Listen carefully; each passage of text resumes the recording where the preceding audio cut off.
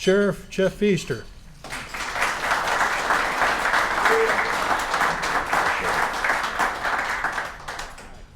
Well, good afternoon. Appreciate you having me come in again this year. It's been a little while since I talked to you, probably the last 3 years. It was a lot of doom and gloom, but there's a lot of positive things taking place now that I want to share with you. First off, I want to talk about the sheriff's office a little bit. Probably the last time I talked to you, we were over 100 employees down inside the facility, about 20 employees down or deputies down out in the commission side. Various reasons for that. All the unrest, the stuff that was taking place after George Floyd was going on. Then we had COVID, and we just seen a huge decline in folks that wanted to be in law enforcement.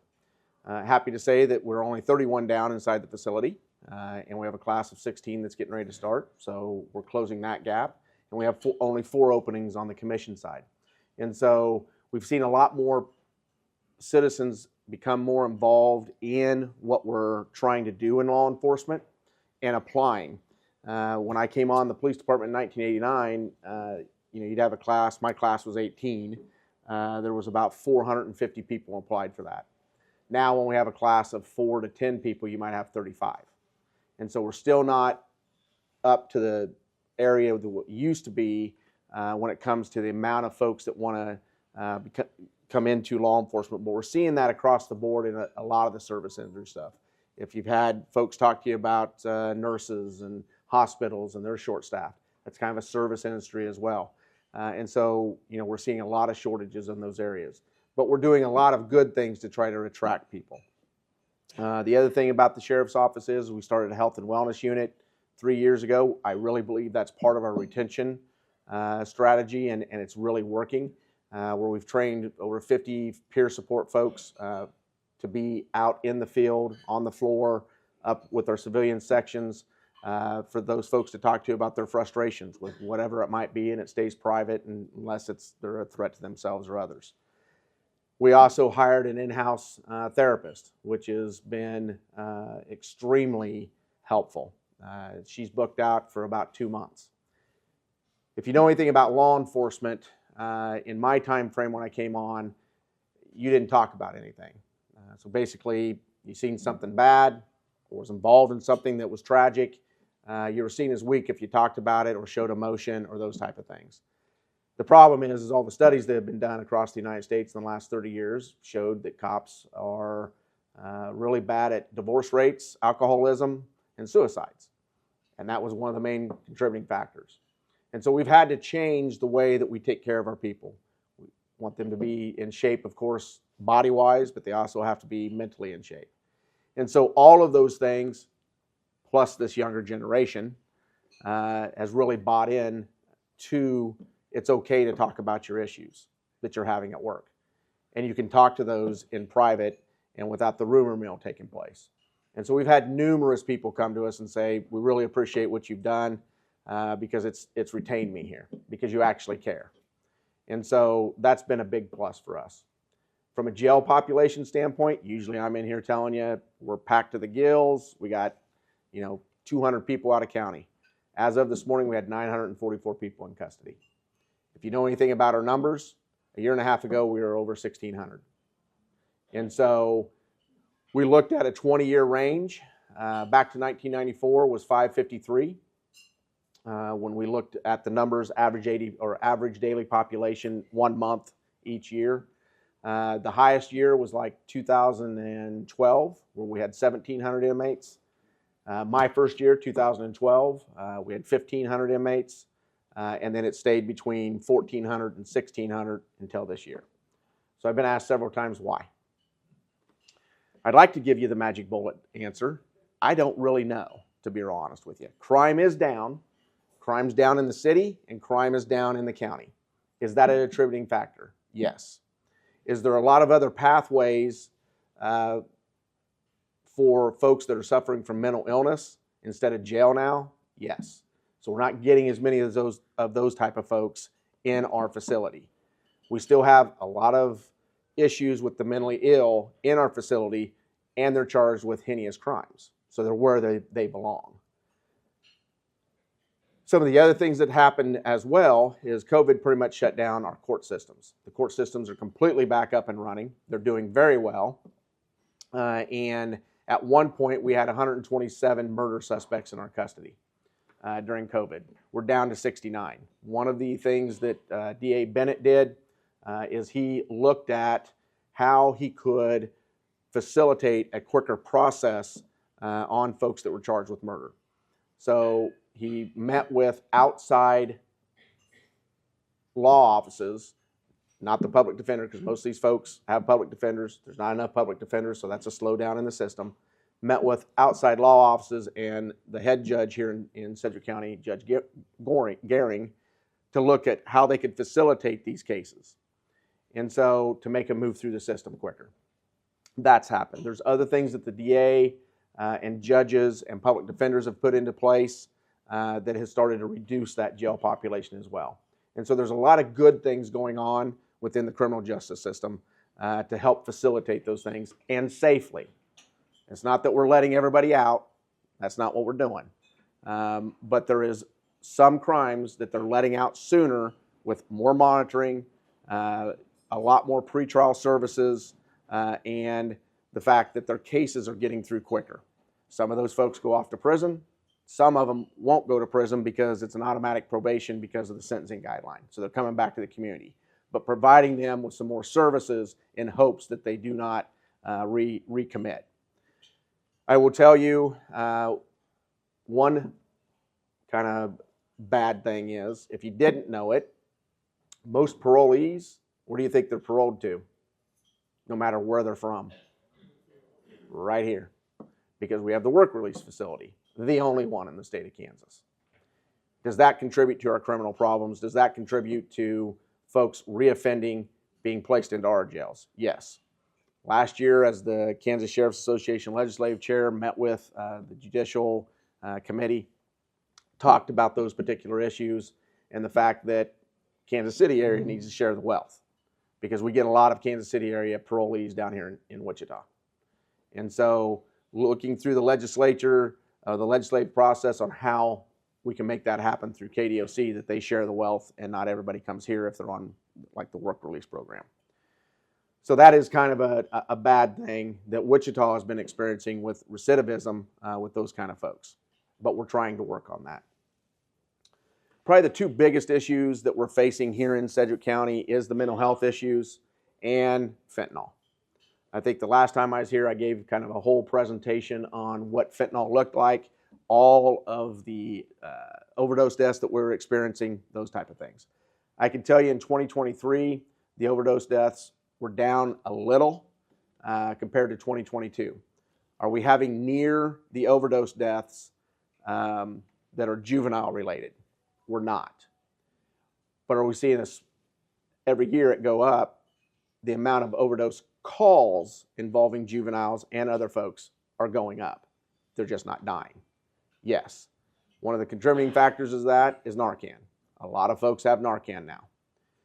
I don't know, how this group feels about Narcan. I was a little resistant to it in the beginning. My philosophy is that we have to try to educate our youth on to stay away from that stuff in the first place and don't even do it.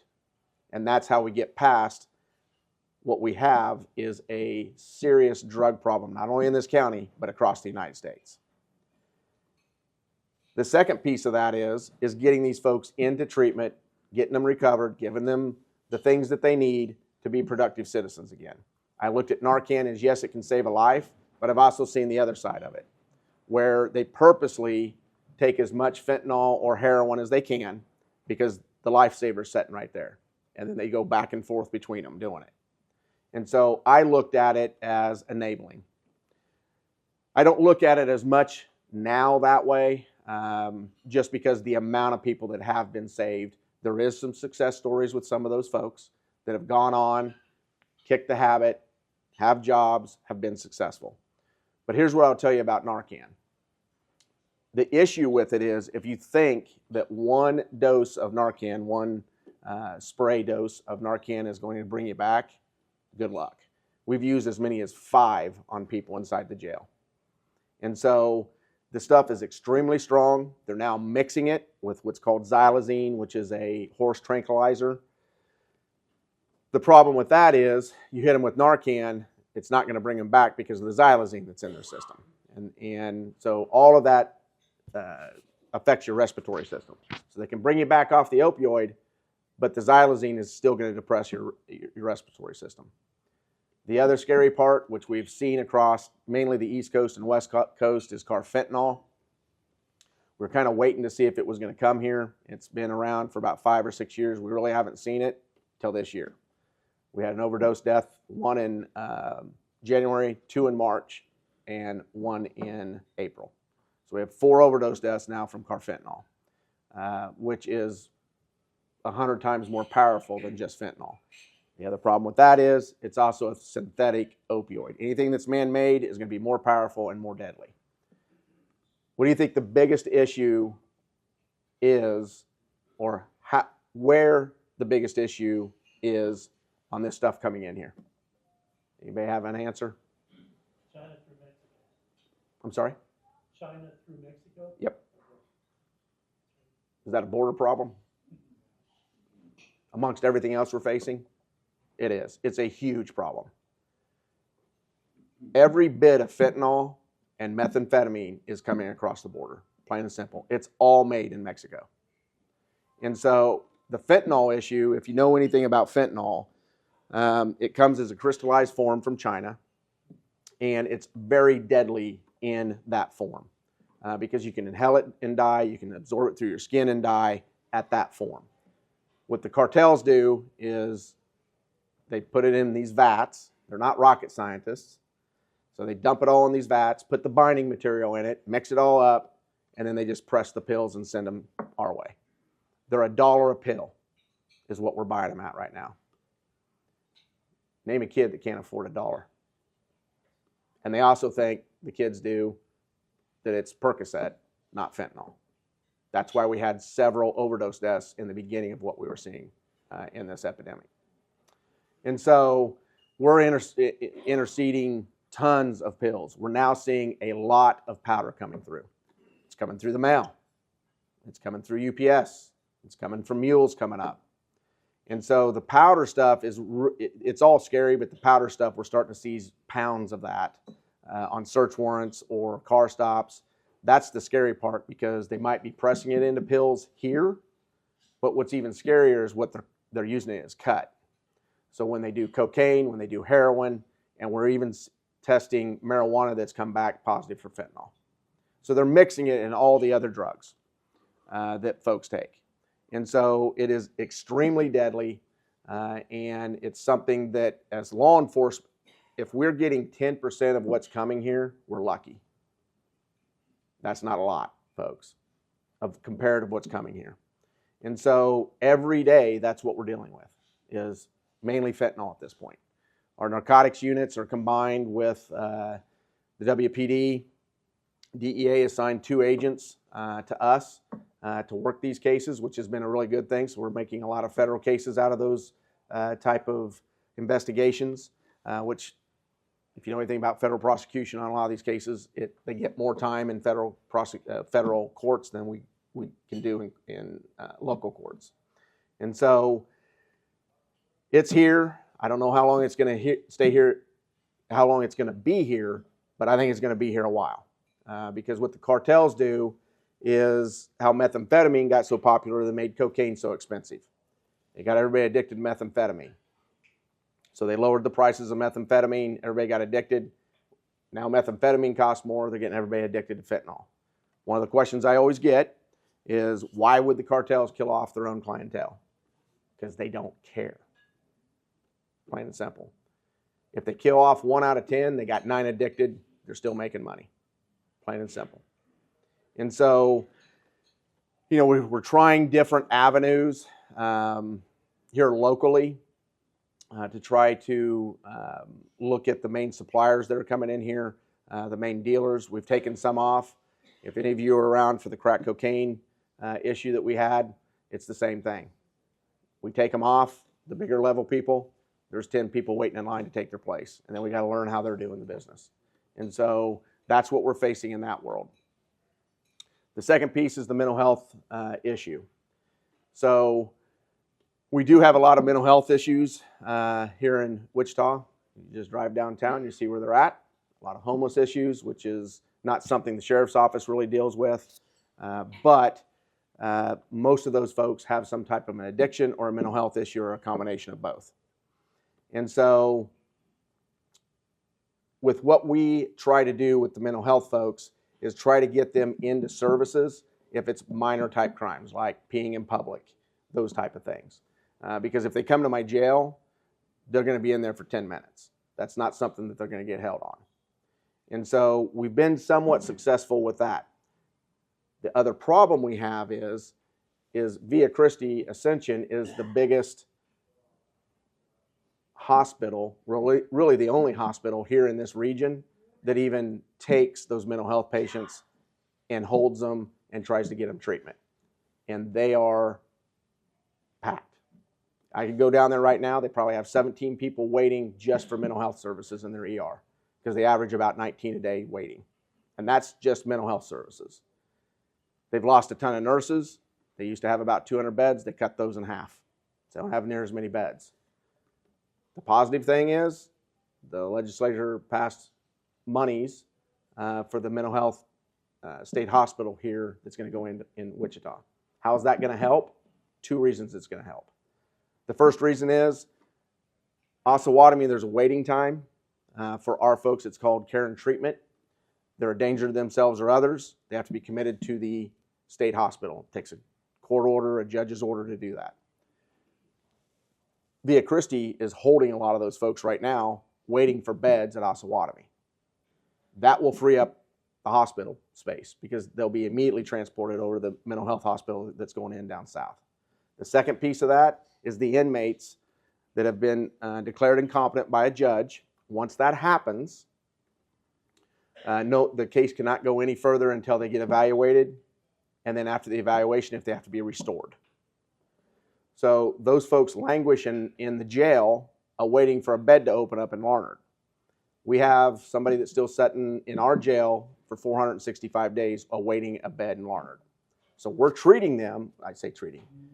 If they're compliant with their medications, they're taking them.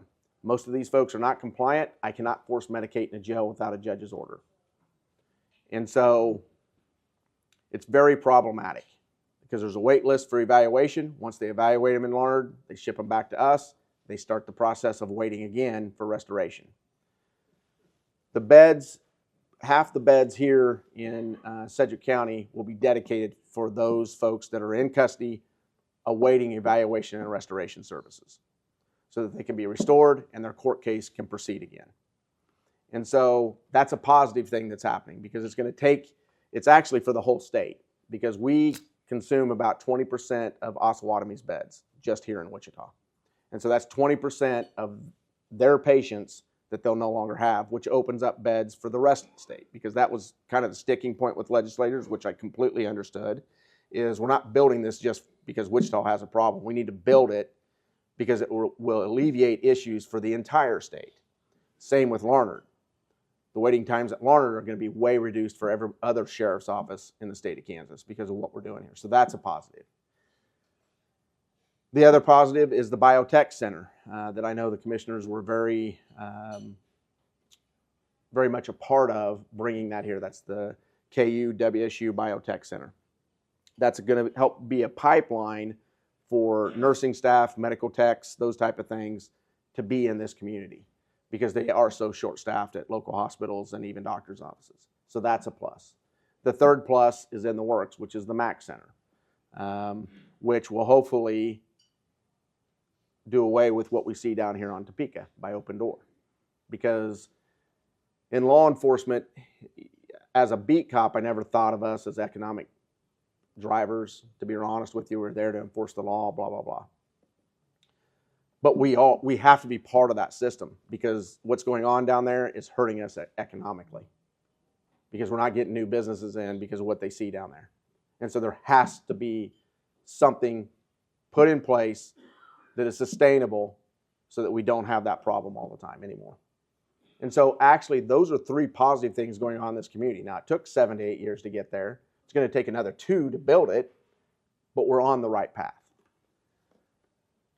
From a standpoint of cooperation with other law enforcement agencies, we're very lucky here that we all get along very well. It's not that way in a lot of major other jurisdictions.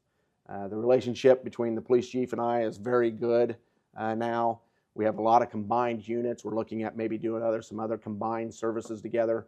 One of the things that we're working on is a combined property and evidence.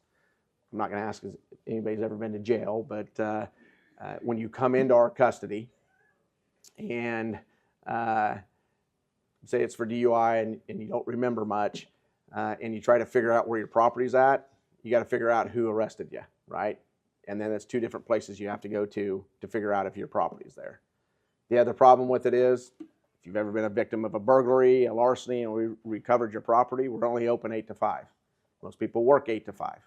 So that means they've been a victim of a crime, and now they have to take off work just to collect their property. If we combine those services, it makes it 1 entry point. That's where you go. And because of the staffing levels could be increased with combining, we could stay open till 7 o'clock at night. And so those are things that we're trying to do, which is a better service for you, which is our customers. So again, we have problems here. There's no doubt about it. They're mainly fueled by narcotics. We hear a lot about mental health, right? I can tell you from our standpoint, because we take census of our inmates every month, 30% of our inmates suffer from some type of mental health illness. Now that can be something, as simple as depression that we're treating with pharmaceuticals. Or it could be that these folks are out of control, have to be in a cell 23 hours a day, have to receive deep therapy. If they're compliant with their medications, very psychotic medications that we're giving them, those type of things. But that's only 30%. On the addiction side, it's 75%.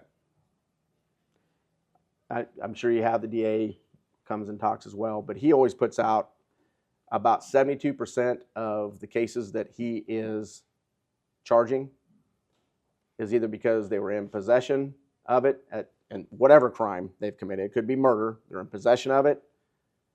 They committed the crime because they needed the money for it, or they were under the influence when they committed the crime. We have got to do something about how drug addicted we are in this society. We do a lot. We try to do a lot of education. We try to do a lot of awareness, and that's extremely important. To be honest with you, a group I worked with targeted the youth. Some of these folks that you see out on the roads, we're not targeting them.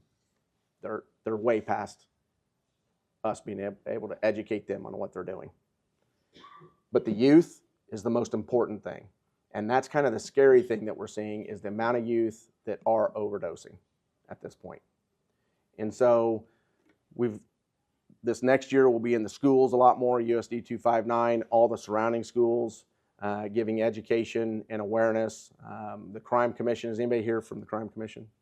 They're a great partner. They're the ones that are paying for most of this because they understand too, the youth is our future. So we're trying to do our part there, but it is, I'm not going to get into all the reasons people get addicted, but we're working on opioid settlement money to figure out other ways for the county commission and the city council that have come together on the opioid settlement monies coming in here on how to use those monies judiciously and return on investment kind of stuff.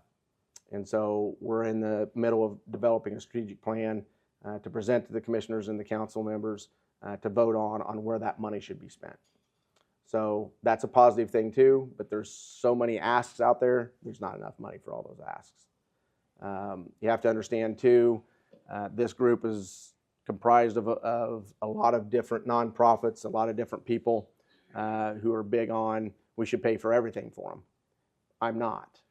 And so I'm kind of the naysayer on that side of it. So, I think we need to provide help, but I'm not you're talking about there's not enough money to do all that, and the next ask would be of the commissioners and the council members to devise budgets to pay for everything from food, clothing, housing, treatment, everything else. I have a lot of folks that I talk to that are constituents of mine. They're not for that. They're for helping them, but not paying for everything. And I would venture to say this room is pretty close to being the same, since we all pay the same amount of high-ass taxes in this state. So with that, that's kind of the update of the sheriff's office and what's going on in the community. But I'll stand for any questions. Yes, sir. How did WSU escape the unrest? All these other colleges, it's the Palestinian and Israeli type thing. Mm-hmm. And also part two, the second question, your relations are good with the chief of police there. What about the FBI, ISIS, and ATF? What are your two relations with these other major feds? So the first question you had about WSU, I have no idea. We were never asked to assist because they really didn't have anything going on. So I have no idea what went on the campus there. The second part of that question, they're very good relationships with our federal partners. And they have to be, especially with what's going on right now. So I have a detective, PD has a detective assigned to the JTTF task force, which is the Joint Terrorism Task Force. Are they busy right now? Yeah, they're busy because they're trying to vet a lot of people that's come into this community. And so, but the key to it is communication. And so they communicate with us really well. Hey, we're working this, or we're working that, or we're watching this. And so ATF's the same way. HSI is the same way. I will tell you, HSI kind of has their hands tied a little bit. Back when President Trump was there, they were taking a lot of people out of our jail and deporting them. Right now, very few. Thank you, Pedro. I really appreciate you. I know one of the problems coming from south, across the border. I know you're not an expert in this area, but from what you know, what could we do at the border that would make a difference here in our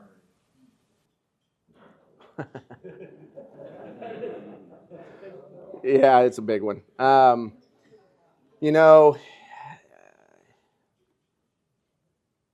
I try to answer this as non-political as possible. We have a lot of members in this community that are Hispanic that attribute to this community. Working in the Wichita Police Department for those many years, you have to have good relations with them, or crime can get out of control because they'll never tell you about it or talk about it. My personal opinion, we have to shut down the border, plain and simple. We have to do a better job of vetting people that's coming in here. We have to do a better job of vetting people coming in here. I understand that the pathway to citizenship probably needs to be looked at as well, because it is an extensive process. So the whole thing needs to be looked at. But what's going on right now is also facilitating all the drugs coming up here, plain and simple. What was the second part of your question? Okay. Thank you, Sheriff, for being here. We read all these articles in the paper and stuff about what's going on in the jail. Can you give us a little insight into it? It seems like the jail should be the most secure facility in the county, but it seems to be porous because we see all these overdoses and deaths in the jail. And how does that compare to how it's been in the past? Because we didn't see all these articles and stuff. Maybe there's more news to it. So, without getting into an hour-long detail of how you can get stuff into that jail, the easiest way is to swallow it. The second way is to keister it. We have no way of identifying that. When they were bringing in methamphetamine, marijuana, some cocaine, if they keistered it, usually we could see a plastic bag, a little bit. These are pills. They're not as big. That's the one way it's getting in. We started a process of strip searching from the point that you come into our facility. We felt the law was on our side. The amount of stuff that we were getting off of people was tremendous. We're now being sued for it because of a law that, a ruling that was made in Oklahoma, which is in the same district we are. I have a deposition on that in 2 weeks. And so we had to stop doing that. The other way is personnel. I can't strip search my personnel, or I wouldn't have anybody working there. I can't strip search the workers that come in there for medical staff and kitchen staff. Do we know it's come in through that way? Yeah, because we've arrested them and charged them. The other way, the reason that we wanted to stop it at the very front door is because we've intercepted phone calls after the fact where they've called up a buddy and said, hey, you got a city bench warrant. You know you're going to be in and out of here. Bring in such and such. Leave it in the booking cell, and the inmate workers will pick it up and deliver it to me. So now we're spending $62,000 a year to have an outside entity, not our inmate workers, clean the booking area once a day. Every time that we figure out a way that they're doing it, they change. It is very difficult.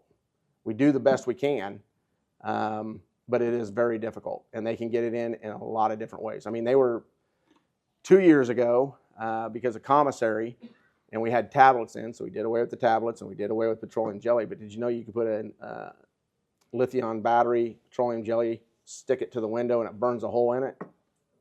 It does. And then they would string wire or like other stuff that they got off of commissary, made a little rope down. People would run up, tie stuff to it, and they'd zip it back in. Yeah. So we took those two things off, and now we fly the drone around once a month checking all our windows. Yeah. Yes, sir. We talked about opening a school for homeless and the hospital down there. My concern is building thing will come. They're enabling. And then another, you talked about people coming from out of the area. Is that just going to, you're going to fill up those beds and then we're just going to have the same? That is a downside to it. Here's what I'll tell you. They're already here from the other communities because we're the biggest area for hospital services and stuff. They ship them down here already. I get what you're saying. My other question would be, then how else do we handle it? Because we've tried numerous different ways to handle it, and we still got the problem. And so it's come to the point where the folks that are in charge of the MAC, has nothing to do with the sheriff's office, are going to give that a try. So I get what you're saying. It's the same thing that we've heard numerous times. The other thing is, not in my neighborhood, right? It's very difficult to figure those things out.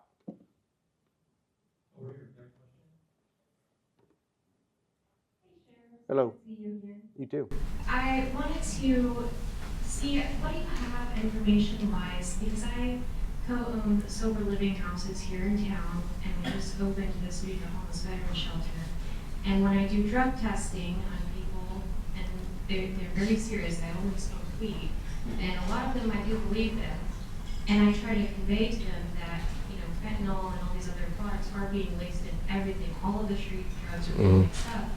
Is there anything you have, informational packets or anything in the sheriff's department that I can show them? Yes, this is what's happening. Because when I verbalize it to them, they just seem stunned that stuff would be mixed into their basic marijuana. We could, we could come up with a flyer to give it to you, and that's based upon all of our evidence goes to the Forensic Science Center, and so they give us the feedback after they've tested the items. And so we know it's been mixed in other drugs because we have the testing of it and those type of things. So we could put together a flyer to get to you. There's no, unless I refer you to the DEA website, they probably have information on it, about it that's more, has a lot more facts to it than a flyer than I would give you, but we can do that. That would be great. And then the other thing is, this is my friend Jenna. She and I are doing a lot of stuff relating exactly to what you're saying today. And is there an ability to get some of the sheriff's department people engaged with a community event of some kind? We're talking about hosting in September, something to raise awareness about all of these topics we're discussing. And we've got the Wichita Police come in. Is it possible? Absolutely. As well? Mm-hmm. Okay, Yeah. great. Just give me the dates.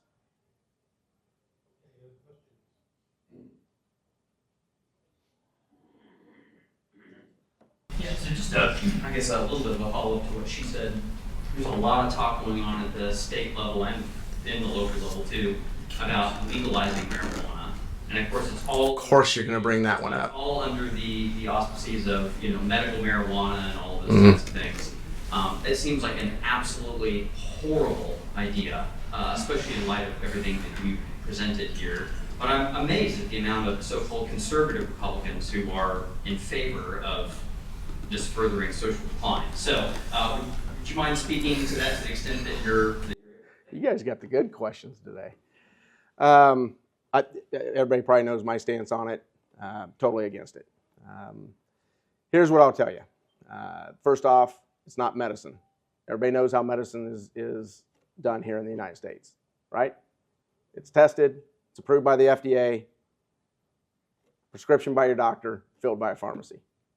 That's not what this is at all. I could go on for an hour what's happened down in Oklahoma, and it's a disaster in Oklahoma. But here's the key to it is that I understand that maybe in our day, not that I ever used it, but in our day, what a lot of people experimented with marijuana. You were talking 5 to 12%. It's Kansas ditchweed and Mexican weed. That's not what this stuff is anymore.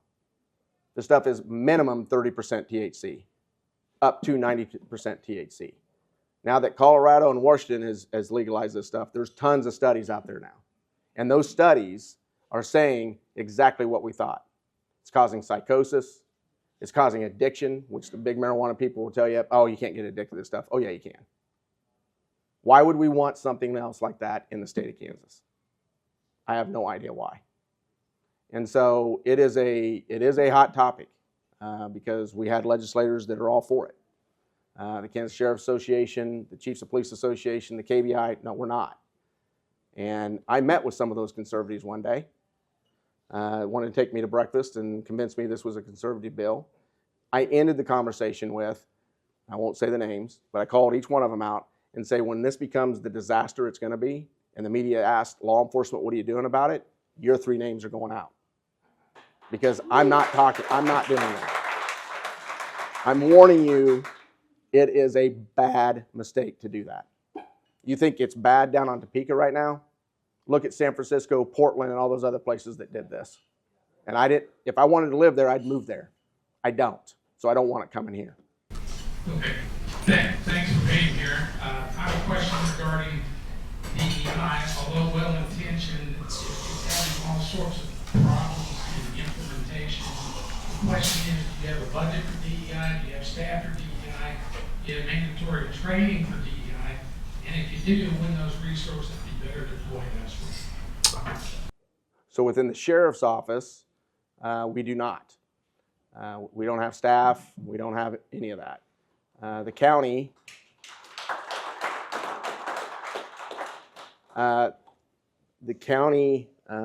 HR does have a DEI training class. And so some of my folks have been through it. It's not what you've seen on the news. It's not near what that is.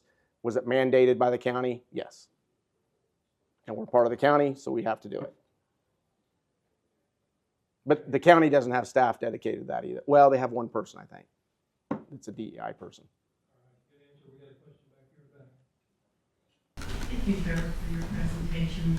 I'm a psychiatrist. I'm on staff at Tia Christie, and our psychiatric community sees a big incongruence between what the local leaders are saying and the state is saying about the state hospital. The Medical Society of Sedgwick County met in February with one of the state leaders. They told the entire physician group that the state hospital here will not allow access to our acute psychotic patients that need state hospital. Who told you that? I'm trying to remember his name, Brian, so I'll look it up if you want.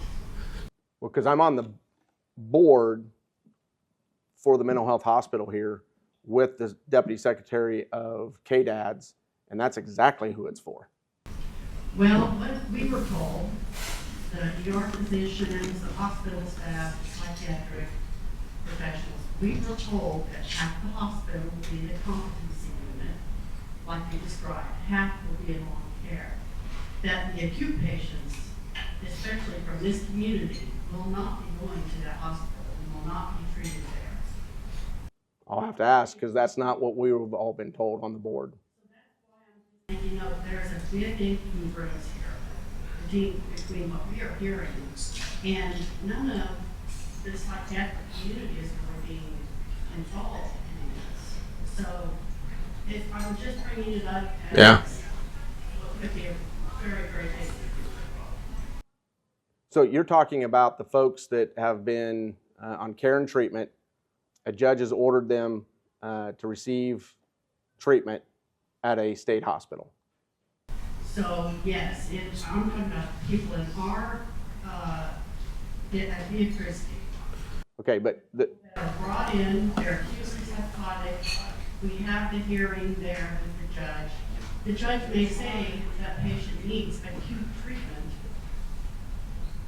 but it's not going to happen here in our community. It's going to happen still like at Osawatomie.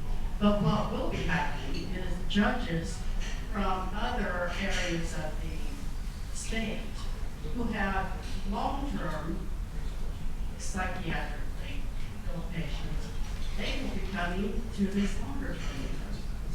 Now the jail community or whoever's waiting for competency evaluations, they'll come here to our community. But there's no indication from what we're hearing. can I get with you after this to get the name of who that is and stuff? Because that's not my understanding at all.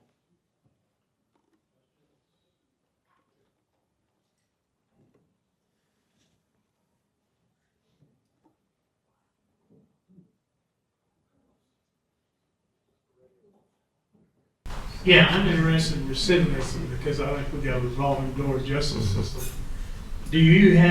Does the public have access to recidivism rates, and especially the number of times a person may have recidivated?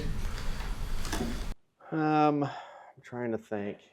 I can tell you from a project that we did prior to COVID, we had what was called the SCORE program. Those were for inmates that were going to, whatever they were charged with, they were going to go to prison, or they were city commitments, so that means they're going to get out fairly quickly. They were eligible. The first year was 3% recidivism. By year 3, it was 60%. So as far as what the state sees of people going to prison and then being rearrested and placed back into our facility, I don't know. I know we don't track that.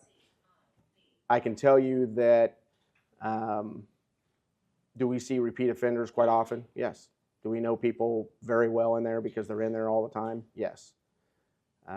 But I don't know if there's a way to actually, from a state type thing, because if they get paroled to another county, that's still recidivism if they go to jail in that county, but we wouldn't be able to track that. Does that make sense? Yeah. And so, you know, there's some success stories, but there's a lot of people that return to us, a whole lot. My question is, when a person dies unexpectedly, that they didn't plan on dying, they just fall over dead, who determines whether they have to have an autopsy? And another question is that, is every murder victim autopsy? So the second piece of that is yes. And everybody that's involved in a fatality crash too is an autopsy. The first part of that question is, so we'll respond to the scene. If there's anything that's suspicious about that, we'll call the coroner because we're going to want an autopsy to determine what caused that death, whether it was suicide, accidental, or homicide. A lot of times, the unintended deaths is what we call them. We call the doctor. The doctor will tell us, yes, they're on this, this, and this. They had these medical issues. I'll sign the certificate, the death certificate. Those do not get autopsies. If we think that there is something suspicious about it, though, and we relay it to the doctor, it becomes a coroner's case, and then they do an autopsy to determine the exact cause of death. Okay, question. Excuse me, to answer his question, I'm a physician myself. The county medical examiner, he will decide whether to do autopsy or not. The other thing is, I got 3 questions for you, sir. One is about crime rate. I read in the newspaper that the crime rate has gone down all over the country. How about Wichita? Did the crime rate come down in 2023 when compared to the previous years? So the crime rate did come down a little bit in 2023. What we're seeing in the first quarter of 2024, especially from the sheriff's office side, crime is down. Burglaries are up just a little bit, but everything else is down. So all your Part 1 crimes, murders, rapes, robberies, auto thefts, burglaries, larcenies, other than burglary, everything else is down. The other question is about homeless people. I read in the newspaper that in Phoenix, Arizona, they arrested homeless people, even though they did not commit any crime. What's your policy in Wichita? There are some homeless people, they live in the church compound or some other places. And some people put a tent and live in the tent. What do you do with them? Do you arrest them? So let me make sure I got that question right. So there's homeless people here. Are we taking them to jail for just being homeless? Is that the question? Okay. The answer to that's no. They got to commit a crime, and being homeless is not a crime. And I'll follow up on that because I want to make it very clear. The sheriff's office has nothing to do with the homeless aspect. That is a city of Wichita problem. One more, you were talking about marijuana, heroin, cocaine, things like that. There is what is called supply and demand. If there is a demand, there is a lot of supply. If there is no demand, not that much supply.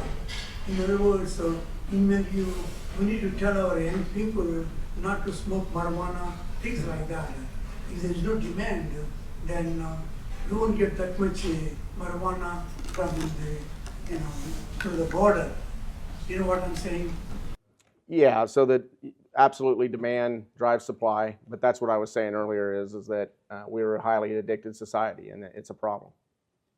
Yes, sir. I have a super quick question. You mentioned the crime rates went down a little bit last year. How much of that is attributed to not enforcing some of the minor crimes as a direct result of the reduction in the sheriff's department and the city of Wichita's police department due to hiring issues? Yeah, that's really a question for Wichita because they're the ones that passed the marijuana ordinance that they passed, that they're not arresting people for that. We still do. And so when we talk about minor crimes, I can only speak to minor crimes out in the county. If you commit a crime, you're going to be arrested for it. Now, one of the changes that is getting ready to take place that was approved by the legislation, we don't have the ability to issue UCC. So like peeing in public for the city of Wichita, that's a UCC, it's like a ticket. And then they have to show up for court. In the county, you have to come to the jail, which is kind of ridiculous because you're going to be out in 10 minutes. We don't even fingerprint for that.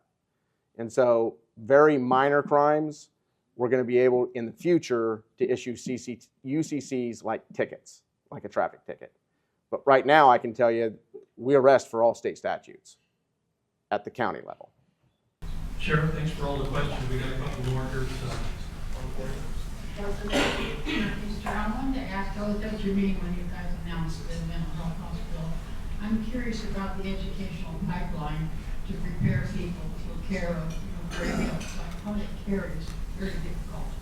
And we don't have many programs in this city of even physicians not planning residency, psychiatric nurse practitioners. We only have 90 licensed mental health techs in the entire state.